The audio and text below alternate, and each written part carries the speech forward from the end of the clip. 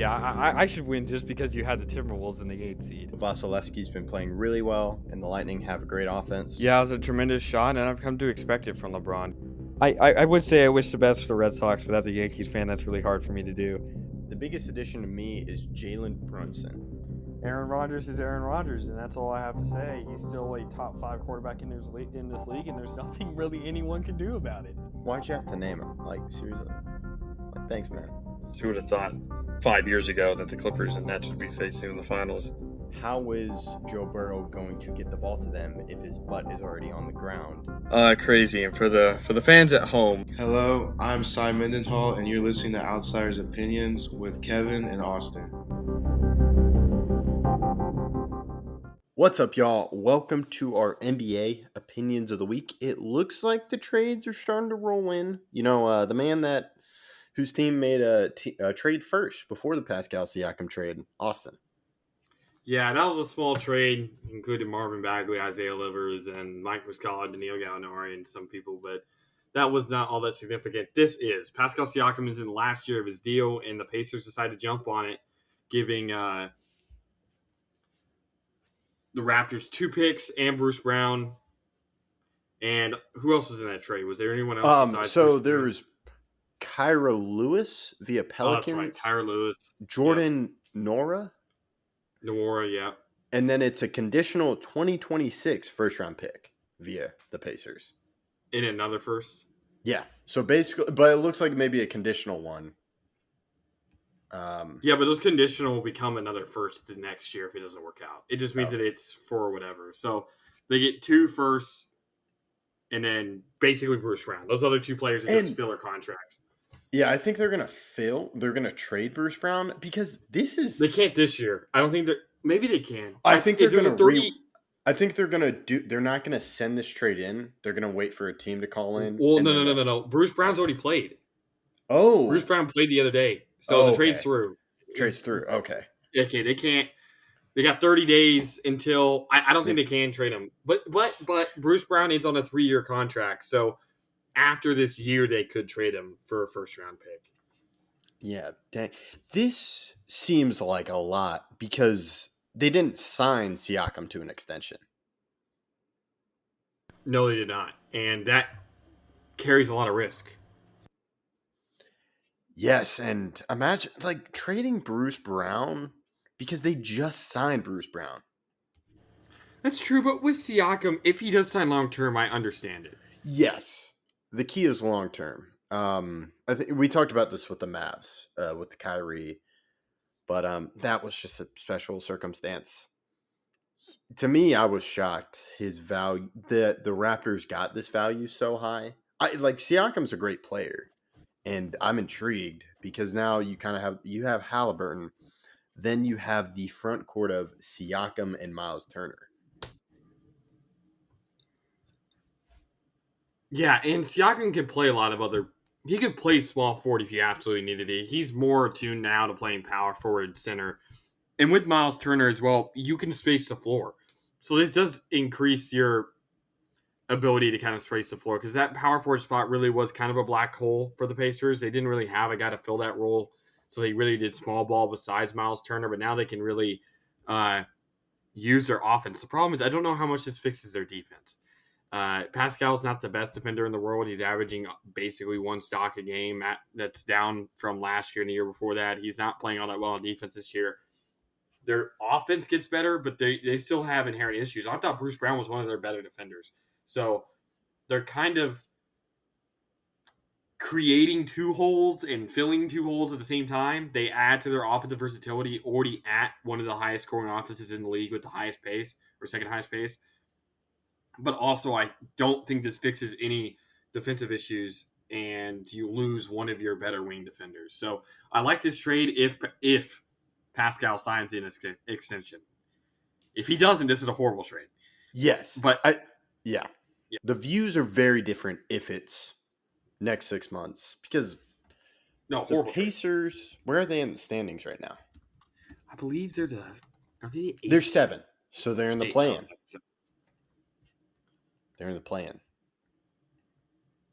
Yeah, they're 7, tied with 6. Them and the Heat are tied at 24 and 17.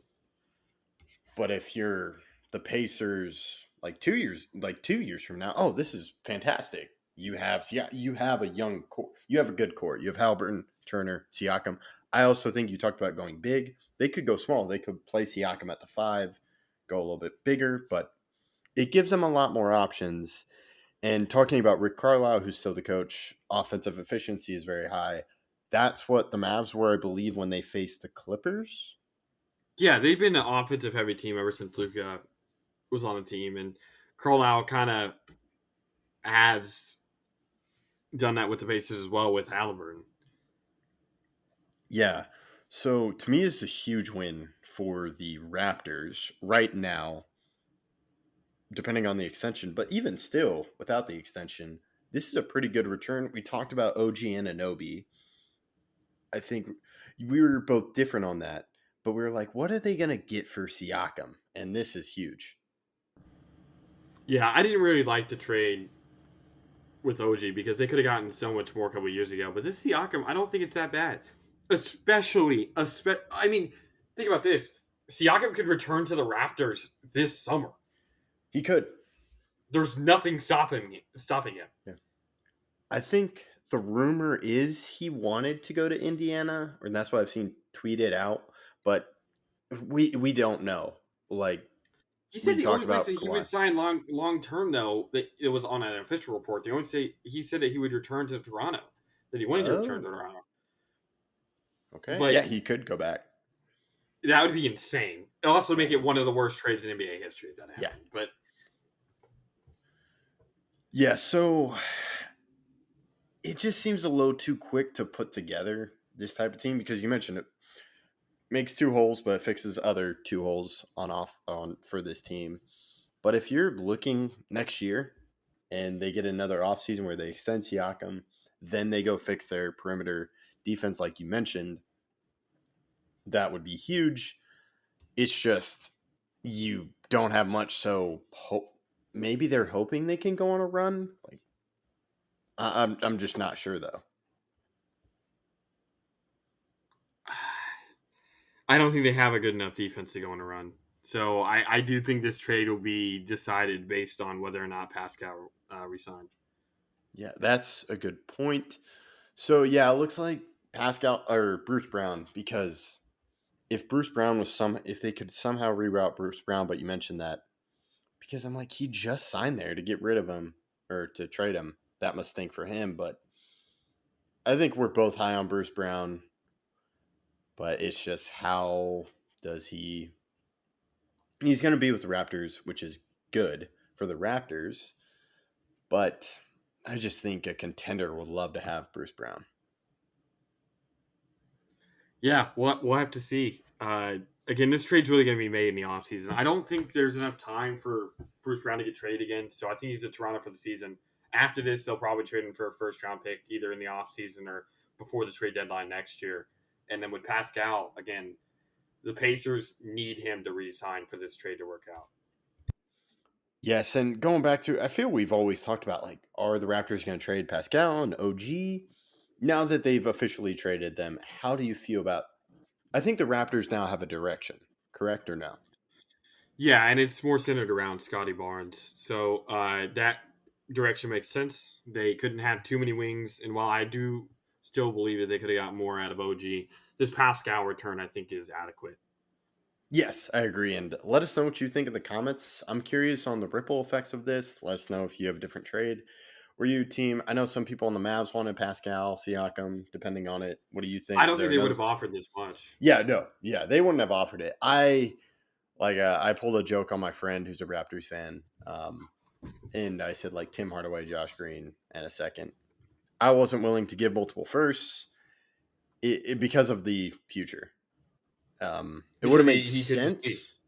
Yeah, it would have made more sense to the Mavs to me if they traded and just were like, we're set on this season, because I think they're kind of in a rush.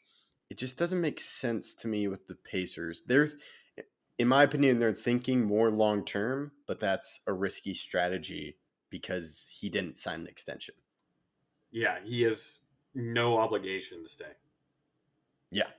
So that's my thing. But if you're another team, they're like, man, I really want Siakam, or like, I would have not have given that much. I probably wouldn't have given this much just because of the uncertainty.